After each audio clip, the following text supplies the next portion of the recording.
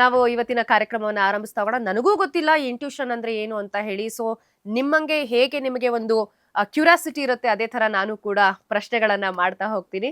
So first madam ನಿಮ್ಮಿಂದನೇ ಶುರು ಮಾಡ್ತೀನಿ. What is this intuition? Intuition ಹೇಗೆ ವರ್ಕ್ ಆಗುತ್ತೆ?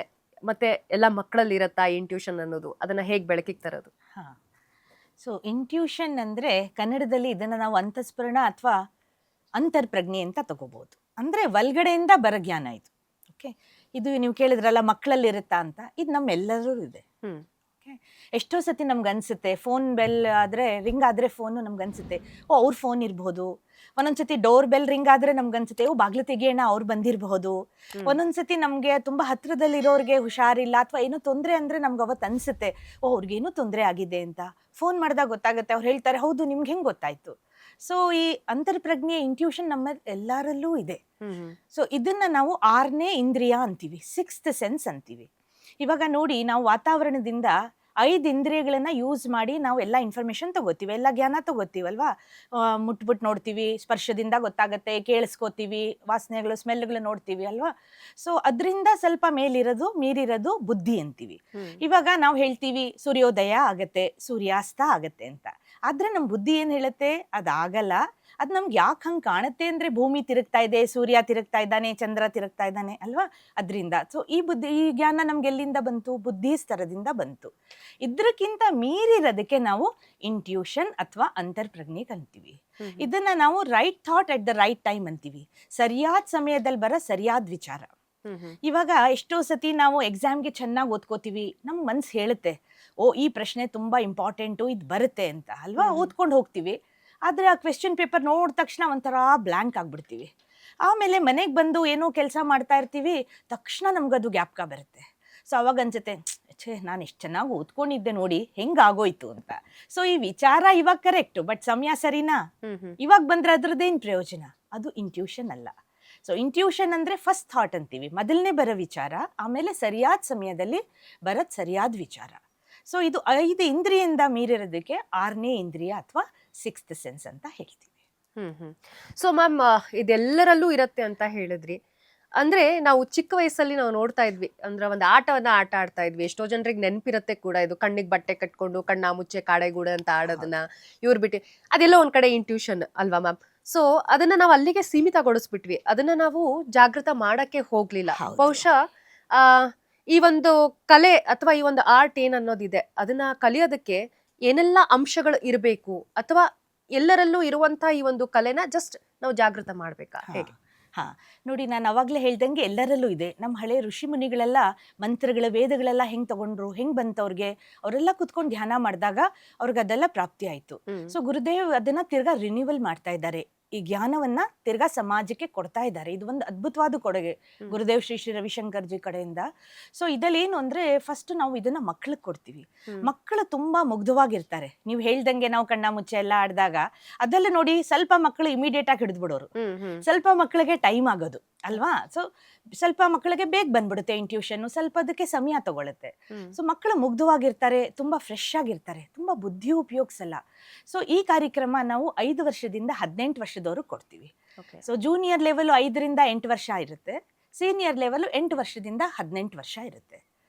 ಸೊ ಆ ಟೈಮಲ್ಲಿ ಮಕ್ಕಳಿಗೆ ಇಂಟ್ಯೂಷನ್ ತುಂಬಾ ಚೆನ್ನಾಗಿ ಬ್ರೈನಲ್ಲಿ ಡೆವಲಪ್ ಆಗುತ್ತೆ ಅಂತಾರೆ ಗುರುದೇವ್. ಅದಕ್ಕೆ ಇದು ಕಾರ್ಯಕ್ರಮದಲ್ಲಿ ನಾವ್ ಏನ್ ಮಾಡ್ತೀವಿ, ಸ್ವಲ್ಪ ಅವ್ರಿಗೆ ಎಕ್ಸಸೈಸಸ್ ಹೇಳ್ಕೊಡ್ತೀವಿ, ಆಮೇಲೆ ಒಂದ್ ಧ್ಯಾನ ಮಾಡಿಸ್ತೀವಿ, ಅದ್ರ ಆದ್ಮೇಲೆ ಸ್ವಲ್ಪ ಅವ್ರಿಗೆ ರಿಲ್ಯಾಕ್ಸ್ ಮಾಡ್ತೀವಿ. ರಿಲ್ಯಾಕ್ಸ್ ಮಾಡಿ ನಾನು ನಿಮ್ಗೆ ಹೇಳಿದ್ನಲ್ಲ ಪಂಚೇಂದ್ರಿಯಿಂದ ಮೀರಿರೋದು ಅಂತ, ಅದಕ್ಕೆ ಅವ್ರಿಗೆ ಕಣ್ಣಿಗೆ ಕಟ್ಬಿಡ್ತೀವಿ.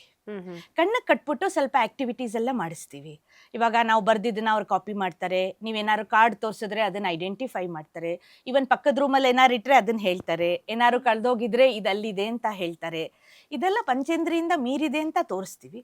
ಆದ್ರೆ ಇಲ್ದೇನು ಬೇಕಾದಷ್ಟು ಆಕ್ಟಿವಿಟೀಸ್ ಮಾಡಿಸ್ತೀವಿ. ಏನು ಅಂದ್ರೆ ಟೆಲಿಕೈನೆಸಿಸ್ ಅಂತೀವಿ, ಅಂದ್ರೆ ಮನಸ್ಸಿನ ವೇಗದಿಂದ ಪವರ್ ಆಫ್ ಮೈಂಡ್ ಅಂತೀವಿ. ಅದರಿಂದ ಕೂಡ ಅವರು ಸಾಮಾನನ್ನ ಇಲ್ಲಿಂದ ಅಲ್ಲಿಗೆ ಮಾಡಬಹುದು. ಇವಾಗ ಮಕ್ಕಳ ಮುಂದೆ ಸ್ಟ್ರಾಗಳು ಇಟ್ರೆ ಆ ಸ್ಟ್ರಾ ಮೂವ್ ಮಾಡ್ತಾರೆ. ಹಂಗೆ ಇವಾಗ ಮೊನ್ನೆ ಒಂದು ಹುಡುಗಿ ಪುಣೆಯಲ್ಲಿ ಏನ್ ಮಾಡಿದೆ ಅಂದ್ರೆ, ಅವಳ ಮನ್ಸಲ್ಲಿ ಅನ್ಕೋತಾಳೆ ಈ ಆಪಲ್ ಕಟ್ ಆಗ್ಬೇಕು, ಈ ಹಣ್ಣು ಕಟ್ ಆಗ್ಬೇಕು ಅಂದ್ರೆ ಅವಳ ದೃಷ್ಟಿಯಲ್ಲಿ ಇಟ್ಟಿರ್ತಾಳೆ, ಅದು ಕಟ್ ಆಗ್ತಾ ಇದೆ. ಒಂದ್ ಗ್ಲಾಸಿನ ಬೌಲ್ ಕೂಡ ಅವಳು ಕಟ್ ಮಾಡಿ ತೋರಿಸಿದಾಳೆ. ಸೊ ಹಂಗೆ ಇವಾಗ ಸ್ಪೂನ್ ಬೆಂಡ್ ಮಾಡ್ತಾರೆ, ಸ್ಟೀಲ್ ಸ್ಪೂನು ಆಯ್ತಾ, ಹ್ಮ್. ಸ್ಟೀಲ್ ಸ್ಪೂನ್ ಮೇಲ್ಗಡೆ ಓವಲ್ ಶೇಪ್ ಇರುತ್ತಲ್ಲ, ಅದನ್ನ ಹಿಂಗೆ ಮಕ್ಳು ನೋಡ್ತಾ ನೋಡ್ತಾ ಮನ್ಸಲ್ಲಿ ಅನ್ಕೊಂಡಾಗ ಅದು ಹಂಗೆ ಬೆಂಡ್ ಹಾಕೊಂಡು ಹೋಗುತ್ತೆ. ನಾವು ಇದ್ರ ಬಗ್ಗೆ ಒಂದು ಮೂವಿನೇ ಇದೆ ಮ್ಯಾಮ್, ಸೆವೆಂತ್ ಸೆನ್ಸ್ ಅಂತ ಹೇಳ್ಬಿಟ್ಟು. ನಾವು ಆ ಮೂವಿನಲ್ಲಿ ಇದನ್ನೇ ತೋರಿಸೋದು. ಎಲ್ಲೋ ಒಂದ್ ಕಡೆ ಇದೊಂದು ಹಳೆ ವಿದ್ಯೆ, ಆ ಹಳೆ ವಿದ್ಯೆನ ನಾವು ಅಲ್ಲಿಗೆ ಸೀಮಿತಗೊಳಿಸ್ಬಿಟ್ಟು ನಾವು ತುಂಬಾ ಮುಂದೆ ಬಂದ್ಬಿಡಿದೀವಿ. ಹೌದು. ಆದ್ರೆ ಆರ್ಟ್ ಆಫ್ ಲಿವಿಂಗ್ ಅಲ್ಲಿ ಇಂಥ ಒಂದು ವಿದ್ಯೆಗೆ ಮತ್ತಷ್ಟು ಪುಷ್ಟಿ ನೀಡಿ ಅದನ್ನ ಬೆಳೆಸುವಂತ ಕಾರ್ಯವನ್ನ ಮಾಡ್ತಾ ಇದ್ದಾರೆ. ಖಂಡಿತ ಖಂಡಿತ. ಹೇಗೆ ಪಿಕ್ ಮಾಡ್ತೀರಾ ಸ್ಟೂಡೆಂಟ್ಸ್ನ? ಈ ಮಗುನಲ್ಲಿ ಈ ಒಂದು ಜಾಗೃತ ಪ್ರಜ್ಞೆ ಇದೆ ಅನ್ನೋದು ಹೇಗೆ ಗೊತ್ತಾಗತ್ತೆ? ಹೇಗೆ ಮಕ್ಕಳನ್ನ ನೀವೇ ಪಿಕ್ ಮಾಡ್ತೀರಾ, ಅಥವಾ ಅವರಲ್ಲಿರೋ ಒಂದು ಇಂಟ್ರೆಸ್ಟ್ ಇಂದ ಅವ್ರು ಕಲಿಯೋದಕ್ಕೆ ಬರ್ತಾರಾ, ಹೇಗೆ? ಹಾ ನೋಡಿ, ಇವಾಗ ಮೊದಲು ಸ್ವಲ್ಪ ಜನ ಸ್ವಲ್ಪ ಮಕ್ಳು ಕಲ್ತ್ಕೊಂಡ್ರು, ಅವ್ರನ್ನ ನೋಡಿ ಬಾಕಿಯವ್ರಿಗೂ ಇದು ಗೊತ್ತಾಗಕ್ಕೆ ಶುರು ಆಯಿತು. ಸೊ ನಾವು ಯಾರನ್ನೂ ಪಿಕ್ ಮಾಡಲ್ಲ, ನಾವು ಕೋರ್ಸಸ್ ಅನೌನ್ಸ್ ಮಾಡ್ತೀವಿ, ಸ್ವಲ್ಪ ಡೆಮೋಗಳು ತೋರಿಸ್ತೀವಿ, ಈ ಮಕ್ಕಳು ಹಿಂಗೆ ಮಾಡ್ತಾರೆ, ಇವತ್ತು ಸ್ವಾನ್ವಿ ಸ್ವಲ್ಪ ನಿಮಗೆ ಮಾಡಿ ತೋರಿಸ್ತಾಳೆ, ಅದರಿಂದಾನು ತುಂಬ ಜನಕ್ಕೆ ಅನ್ಸುತ್ತೆ ಹೌದಾ ಇಷ್ಟೆಲ್ಲ ಲಾಭಗಳಿದೆಯಾ, ನನ್ನ ಮಕ್ಳಿಗೂ ಮಾಡಿಸೋಣ ಅಂತ. ಸೊ ಬಾಯಿ ಮಾತಿನಿಂದಾನೇ ಇದು ಒಬ್ರಿಗೊಬ್ರು ಸಮಾಜದಲ್ಲಿ ಹರಡ್ತಾ ಇದೆ. ಎಲ್ಲೇ ಕೋರ್ಸ್ ಮಾಡಿಸಿದ್ರು ತುಂಬ ಪೇರೆಂಟ್ಸ್ ಎಲ್ಲ ಬರ್ತಾರೆ, ಪೋಷಕರೆಲ್ಲ ಬರ್ತಾರೆ, ನಾವು ಇದೆಲ್ಲ ನೋಡಿದ್ದೀವಿ. ಸೊ ನಾವು ಎಲ್ಲೂ ಪಿಕ್ ಮಾಡಲ್ಲ. ಆಮೇಲೆ ಮಕ್ಕಳು ಬರ್ತಾರೆ, ಅವ್ರಿಗೆ ನಾವು ಮುಂಚೆ ಹೇಳ್ದಂಗೆ ಧ್ಯಾನ ಮಾಡಿಸ್ತೀವಿ, ಎಕ್ಸಸೈಸಸ್ ಮಾಡಿಸ್ತೀವಿ, ಅವ್ರಿಗೆಲ್ಲ ಈ ಪವರ್ ಬಂದ್ಬಿಡುತ್ತೆ. ಸ್ವಲ್ಪ ಮಕ್ಕಳಿಗೆ ಇಮಿಡಿಯೇಟ್ ಆಗಿ ಬರುತ್ತೆ, ಸ್ವಲ್ಪ ಮಕ್ಕಳು ಪ್ರಾಕ್ಟೀಸ್ ಮಾಡ್ತಾರೆ. ಸೊ ಸ್ಪೆಷಲ್ ಕೋರ್ಸ್ ಅನ್ನ ಇಲ್ಲಿ ಮಾಡುವಂಥದ್ದು. ಬೇಕಾದಷ್ಟು ಪ್ರೋಗ್ರಾಮ್ಸ್ ಇದೆ ನೋಡಿ ಆರ್ಟ್ ಆಫ್ ಲಿವಿಂಗ್ ಅಲ್ಲಿ, ಮಕ್ಕಳಿಗೂ ಬೇಕಾದಷ್ಟು ಇದೆ. ಉತ್ಕರ್ಷ್ ಯೋಗ ಇದೆ, ಮೇಧಾ ಯೋಗ ಇದೆ, ಹಂಗೆ ಇದು ಇಂಟ್ಯೂಷನ್ ಪ್ರಾಸೆಸ್ಸು ಇದೆ. ಓಕೆ, ಸರಿ ಮ್ಯಾಮ್, ನಾವು ಸಾನ್ವಿ ಅವ್ರ ಜೊತೆಗೆ ಮಾತಾಡೋಣ, ಇಂಟ್ಯೂಷನ್ ಎಕ್ಸ್ಪರ್ಟ್. ಸೊ ನನ್ನ ನೋಡಿದ ತಕ್ಷಣ ಏನ್ ಅನ್ಸುತ್ತೆ ಅನ್ನೋದು ಬೇಡ, ನಂಗೆ ಹೇಳೋದು ಬೇಡ, ನಾನು ನಿಮ್ಗೆ ಕೇಳ್ತೀನಿ. ಯಾವ ಒಂದು ಏಜ್ ಇಂದ ನೀವು ಇದನ್ನ ಸ್ಟಾರ್ಟ್ ಮಾಡಿದ್ರಿ ಸಾನ್ವಿ?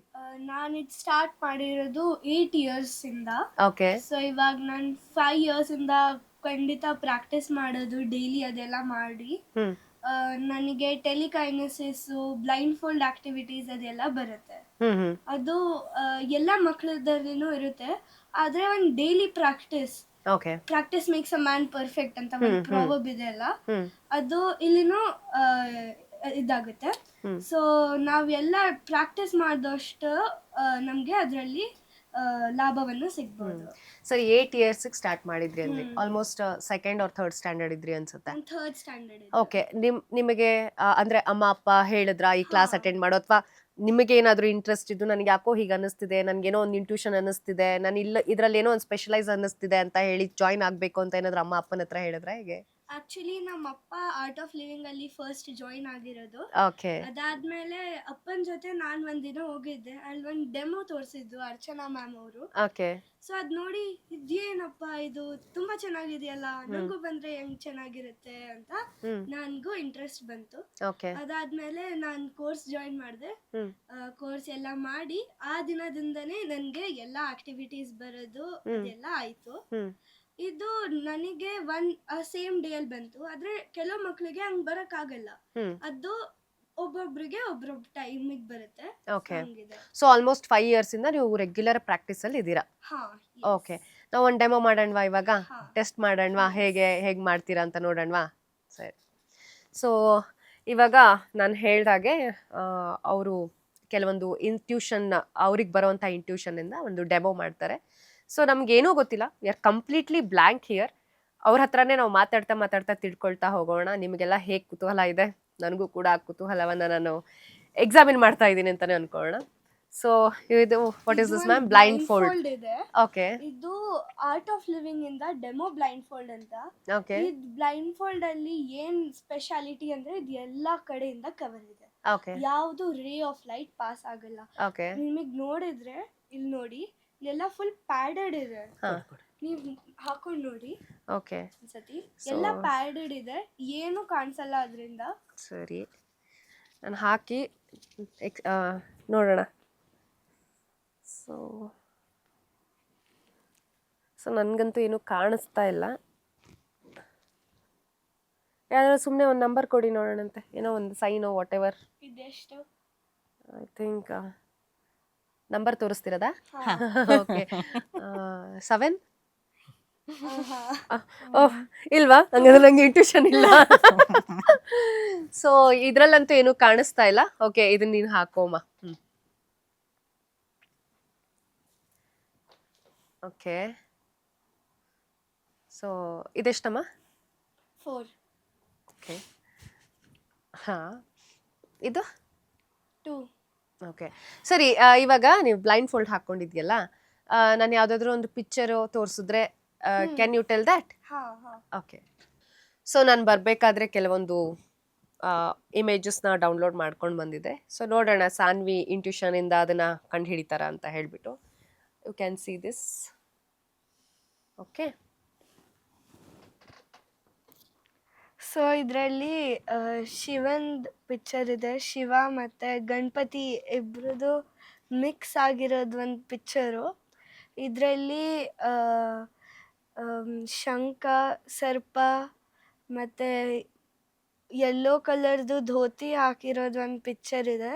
ಹಿಂದೆ ಸರ್ಪ ಇದೆ ಮತ್ತು ಆ ಸರ್ಪದ ಮುಂದೆ ಒಂದು ಸರ್ಕಲ್ ಥರ ಕಾಣಿಸ್ತಿದೆ.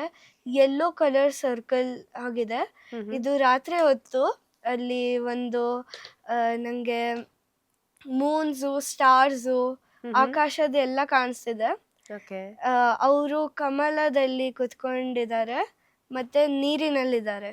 ಓಕೆ. ಹಿಂದೆ ಮೌಂಟೇನ್ಸ್ ಇದೆ ಮತ್ತೆ ಟ್ರೀಸು ಇದೆ. ಓಕೆ. ಸೊ ನಾನು ಇವತ್ತು ಸ್ಪೆಷಲ್ ಆಗಿ, you can remove your blindfold. ನಾನು ಇನ್ನೊಂದು ತೋರಿಸ್ತೀನಿ ಅದ್ರ ಜೊತೆಗೆ. ಸೊ ನಾನು ಸ್ಪೆಷಲ್ ಆಗಿ ಏನೋ ಒಂದು ಕ್ರಿಯೇಟ್ ಮಾಡಿ ಜೆಮಿನಿನಲ್ಲಿ ಅದನ್ನ ರೆಡಿ ಮಾಡ್ಕೊಂಡು ಬಂದಿದ್ದೆ, ಕೇಳೋಣ ಅಂತ ಹೇಳ್ಬಿಟ್ಟು. ಪರ್ಫೆಕ್ಟಾಗಿ ಹೇಳಿದರೆ, ಆ್ಯಕ್ಚುಲಿ ನಾನು ವಿಷ್ಣು, ಶಿವ, ಗಣೇಶನ 3 ಜನನೂ ಮಿಕ್ಸ್ ಮಾಡಿಬಿಟ್ಟು ಒಂದು ಇಮೇಜ್ ಕ್ರಿಯೇಟ್ ಮಾಡಿದ್ದೆ. So very good. ಈಗ ಇನ್ನೊಂದು ತೋರಿಸ್ಲಾ? ನಾನು ಹಾಕೊಂತೀನಿ ಬ್ಲೈಂಡ್. Yes S.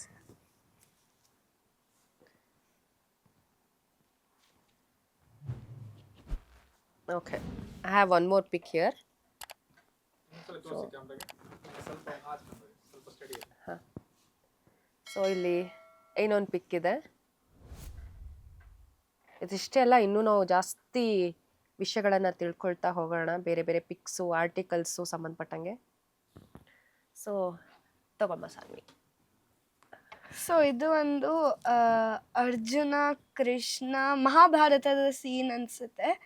ಇಲ್ಲಿ 3 ಕುದುರೆ, ಒಂದು ಆನೆ ಮೇಲೊಬ್ರು ಇದ್ದಾರೆ ಅಂತ ಕಾಣಿಸುತ್ತೆ.